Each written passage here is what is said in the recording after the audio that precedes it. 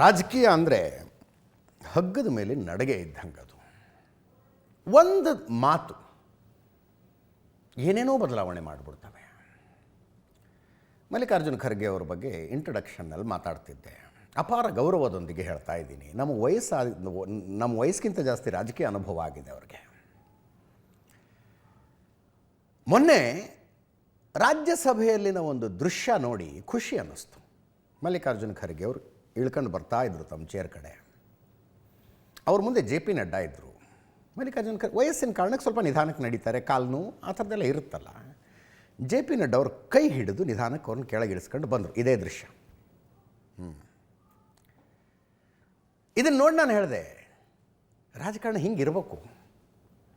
ನೀವು ಹೊರಗಡೆ ಏನೇ ಒಬ್ರಿಗೊಬ್ರು ಏನು ಮಾತಾಡಿ ಹೆಂಗೆ ಇದ್ದರೂ ಕೂಡ ಇಷ್ಟರ ಮಟ್ಟಿಗೆ ಒಂದು ಮನುಷ್ಯ ಸಹಜ ಬಾಂಧವ್ಯ ಇರಲಿ ಅಂತ. ಅದರ ಅರ್ಥ ಹೊರಗಡೆ ಏನು ಬೇಕಾದರೂ ಮಾತಾಡ್ಕೋಬಹುದು ಅಂತಲ್ಲ, ಏನು ಬೇಕಾದರೂ ಮಾತಾಡ್ಕೋಬಹುದು ಅಂತಲ್ಲ. ನೋಡಿ, 5 ಸ್ಟೇಟ್ ಎಲೆಕ್ಷನ್ ನಡೀತಾ ಇದೆ. ಎಲೆಕ್ಷನ್ ಪ್ರಚಾರ ಶುರು ಆದ ಮೇಲೆ ಮಲ್ಲಿಕಾರ್ಜುನ ಖರ್ಗೆ ಅವರದ್ದು 3ನೇ ಸ್ಟೇಟ್ಮೆಂಟ್ ಇಂಥದ್ದು. 3ನೇ ಸ್ಟೇಟ್ಮೆಂಟ್ ಅನವಶ್ಯಕ. ಕೇರಳದಲ್ಲಿ ಮಾತಾಡುವಾಗ BJPಯವರನ್ನು ಉದ್ದೇಶಿಸಿ ಹೇಳಿದ್ದವರು, ಗುಜರಾತಿನ ಅನಕ್ಷರಸ್ಥ ಜನರಿಗೆ ನೀವು ಮಂಕುಬೂದಿ ಎರಚಬಹುದು, ಕೇರಳ ಅಕ್ಷರಸ್ಥರ ರಾಜ್ಯ, ಇಲ್ಲಿ ಹಾಗೆಲ್ಲ ಇವ್ರಿಗೆ ಮಾಡೋಕ್ಕಾಗೋದಿಲ್ಲ ಅಂದರು. ಕೇರಳದ ಜನ ಖುಷಿಯಾಗಿರ್ತಾರೆ ಆ ಮಾತು ಕೇಳ್ಕೊಂಡು. ಮತ್ತು ಗುಜರಾತಿನ ಜನ ಅನಕ್ಷರಸ್ಥರು ಗುಜರಾತ್ನವರು ಅಂತಂದರೆ ಕಾಂಗ್ರೆಸ್ಸಿಗೆ ಅಲ್ಲೇನು ಜಾಸ್ತಿ ಸ್ಟೇಕ್ ಉಳಿದಿಲ್ಲ, ಆ ಮಾತು ಬೇರೆ. ಗುಜರಾತಿಗರ ಹರ್ಟ್ ಆದರೆ ನಮಗೇನಾಗಬೇಕಾಗಿದೆ, ಹೆಂಗೂ ಓಟ್ ಹಾಕಲ್ಲ ಬಿಡು ಅನ್ಕೋತಾರವರು. ಆದರೂ ಒಂದು ನ್ಯಾಷನಲ್ ಪಾರ್ಟಿ, ನ್ಯಾಷನಲ್ ಪ್ರೆಸೆನ್ಸ್ ಇರುವ ಪಾರ್ಟಿಯ ರಾಷ್ಟ್ರೀಯ ಅಧ್ಯಕ್ಷರ ಮಾತದು.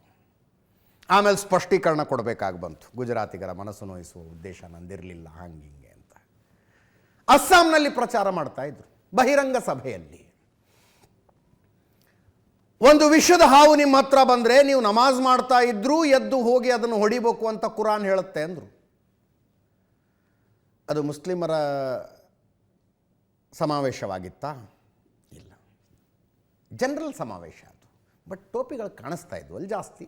ಮಲ್ಲಿಕಾರ್ಜುನ ಖರ್ಗೆ ಅವ್ರಿಗೆ ಆ ಕ್ಷಣದಲ್ಲೊಂದು ಸ್ಫೂರ್ತಿ ಬಂತು, ಹಂಗೆ ಹೇಳ್ಬೇಕು ಅಂತ. ವಿಷದ ಹಾವು ನಿಮ್ಮ ಹತ್ರ ಬಂದರೆ ನಮಾಜ್ ಮಾಡ್ತಾ ಇದ್ರೂ ಬಿಟ್ಟು ಎದ್ದು ಹೋಗಿ ಅದನ್ನು ಕೊಲ್ಲಬೇಕು ಅಂತ ಕುರಾನ್ ಹೇಳುತ್ತೆ. BJPಯವರು RSSನವರು ವಿಷದ ಹಾವಿದ್ದಂಗೆ ಕೊಲ್ರಿ ಅವ್ರನ್ನ ಅಂತ ಅಸ್ಸಾಂನ ಹೇಳಿಕೆ. ಈಗ ತಮಿಳ್ನಾಡಿನಲ್ಲಿ ಬಂದು ಮೋದಿ ಟೆರರಿಸ್ಟು. ಕೇಳಿಸ್ಕೊಳ್ಳಿ ಒಂದೊಂದ್ಸಲ ಅದನ್ನು ಪ್ರೆಸ್ ಮೀಟ್ನಲ್ಲಿ ಹೇಳಿದ್ದು ಕೇಳಿಸ್ಕೊಳ್ಳಿ. They join with Modi, who is a terrorist, and who won't believe in equality.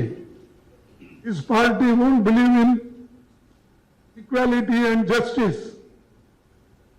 And these people are joining with them. It means that they are weakening democracy. They are weakening the philosophy of Annadurai, Kamaraj, Periyar and Kalingar and Baba Saheb Ambedkar. Okay. ಹಿಂಗೆ ಮಾತಾಡ್ತಾರೆ ಇವರು. ಅಲ್ರಿ, ಮೊನ್ನೆ ತಾನೇ ಕೇರಳದಲ್ಲಿ voting ಆಗಿದೆ. ಕೇರಳದಲ್ಲಿ Muslim league ಜೊತೆ ಕಾಂಗ್ರೆಸ್ನವ್ರದ್ದು ಅಲಯನ್ಸ್ ಇದೆಯಪ್ಪ. ಮುಸ್ಲಿಂ ಲೀಗ್ ಜೊತೆ. ಮುಸ್ಲಿಂ ಲೀಗ್ ಅಂದ ತಕ್ಷಣ ನಿಮಗೇನು ನೆನಪಿಗೆ ಬರೋದು? ದೇಶ ವಿಭಜನೆ. ಅಖಂಡ ಭಾರತಕ್ಕೊಂದು ಮುಸ್ಲಿಂ ಲೀಗ್ ಇತ್ತು. ದೇಶ ವಿಭಜನೆ ಆದಮೇಲೆ ಭಾರತೀಯ ಮುಸ್ಲಿಂ ಲೀಗ್ ಒಂದಾಯಿತು, ಪಾಕಿಸ್ತಾನಿ ಮುಸ್ಲಿಂ ಲೀಗ್ ಒಂದಾಯಿತು, ಬಾಂಗ್ಲಾದೇಶ್ ಪ್ರತ್ಯೇಕ ಆದಮೇಲೆ ಬಾಂಗ್ಲಾದೇಶಿ ಮುಸ್ಲಿಂ ಲೀಗ್ ಒಂದಾಯಿತು. ಅಂಥ ಮುಸ್ಲಿಂ ಲೀಗ್ನ ಜೊತೆಗೆ ಅಲಯನ್ಸ್ ಇಟ್ಕೊಂಡು what is the track record? Mallikarjuna Kharge ಅವರು ಭಯೋತ್ಪಾದಕರು ಯಾರಲ್ಲ ಅನ್ನೋದನ್ನು ನಿರ್ಧಾರ ಮಾಡ್ತಾ ಇದ್ದಾರೆ. ಇದಾದ ತಕ್ಷಣವೇ ಸ್ಪಷ್ಟೀಕರಣ ಬಂತವ್ರದ್ದು. ಇಲ್ಲ, ನಾನು ಮೋದಿಗೆ ಟೆರರಿಸ್ಟ್ ಅಂದಿದ್ದಲ್ಲ, ಅವರು IT, ED, CBIಗಳನ್ನು ದುರುಪಯೋಗ ಪಡಿಸ್ಕೊಂಡು ಎಲ್ಲರನ್ನೂ ಹೆದರಿಸ್ತಾ ಇದ್ದಾರೆ, ಎಲ್ಲರನ್ನೂ ಭಯಪಡಿಸ್ತಾ ಇದ್ದಾರೆ, ಆದ್ದರಿಂದ ಭಯೋತ್ಪಾದಕ ಹಂಗೆ ನಾನು ಹೇಳಿದ್ದು ಅಂತ ಸ್ಪಷ್ಟೀಕರಣ.